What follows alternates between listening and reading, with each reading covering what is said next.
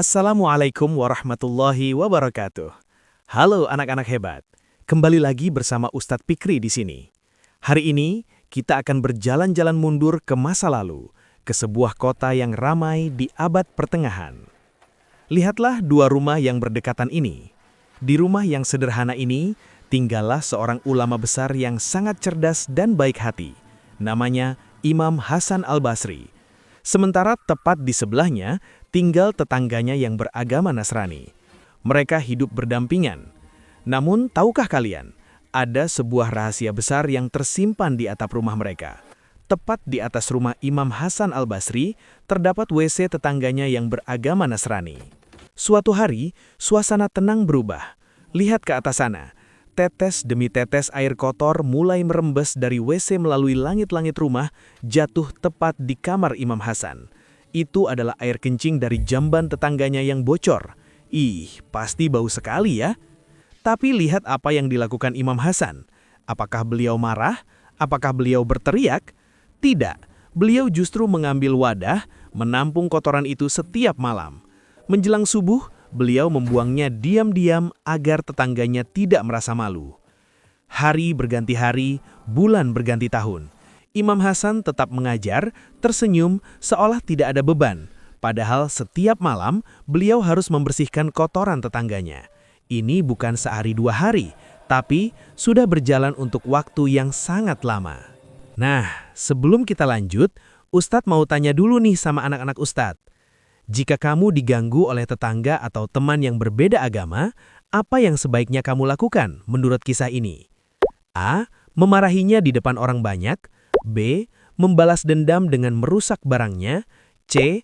Bersabar dan memaafkan untuk menjaga kerukunan. Benar sekali, jawabannya adalah C. Bersabar adalah kunci menjaga kerukunan.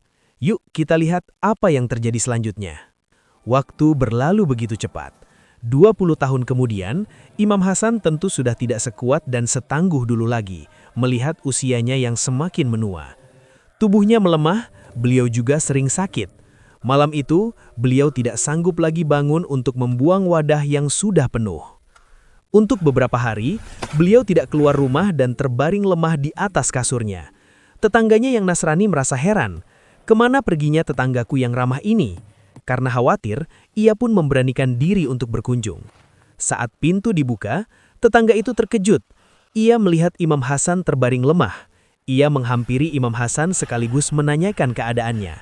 Namun matanya tertuju pada satu benda di tengah ruangan. Sebuah wadah penuh air kotor yang hampir meluap. Ia melihat ke atas, ke langit-langit yang bocor, dan seketika itu juga, ia sadar, itu adalah kotoran dari rumahnya sendiri. Anak-anak Ustadz, bayangkan betapa kagetnya tetangga tersebut. Ia merasa bersalah. Ia tidak tahu bahwa selama ini, sang iman menutupi itu semua demi kenyamanan bertetangga. Nah, untuk membantu tetangga ini memahami sifat mulia Imam Hasan, yuk kita susun gambar acak berikut, nanti kalian akan menemukan sebuah kalimat hikmah berkaitan dengan cerita ini. Hebat! Menjaga kehormatan tetangga adalah perbuatan mulia. Mari kita lihat kelanjutan ceritanya. Dengan tubuh gemetar dan rasa malu yang luar biasa, tetangga itu bertanya, "Wahai Imam, sudah berapa lama engkau menanggung semua ini?" Imam Hasan menjawab lembut, bukan mengeluh, tapi menenangkan hatinya. Dengan nada lembut, ia menjawab, 20 tahun lamanya. Hati tetangga itu bergetar hebat. Ia tidak pernah menyangka ada manusia sebaik ini. Ia melihat Zunar, ikat pinggang simbol keyakinan lamanya. Dengan tekad bulat, ia melepaskannya. Ia memeluk Imam Hasan sambil menangis, meminta maaf. Dan di saat itulah, hidayah Allah turun. Ia bersyahadat, memeluk Islam.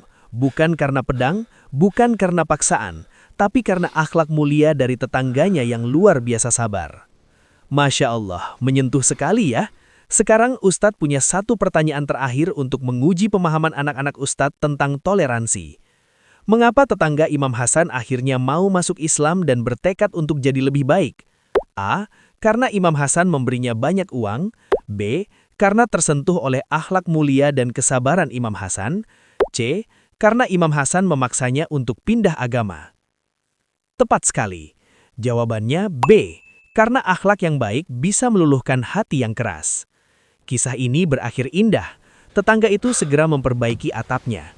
Kini, rumah Imam tidak hanya bebas dari bocor, tapi juga dipenuhi cahaya iman dan persahabatan serta rasa persaudaraan yang luar biasa. Anak-anak Ustadz, dari Imam Hasan Al-Basri kita belajar bahwa berbuat baik kepada tetangga atau teman meskipun mereka berbeda agama adalah cara terbaik menunjukkan keindahan Islam. Tidak perlu membalas kejahatan dengan kejahatan. Balaslah kejahatan atau keburukan orang lain dengan kebaikan, maka musuh pun bisa menjadi sahabat. Terima kasih sudah menyimak kisah inspiratif ini. Semoga kita bisa meneladani akhlak mulia dari Imam Hasan Al-Basri ya. Sampai jumpa di kisah selanjutnya. Assalamualaikum warahmatullahi wabarakatuh.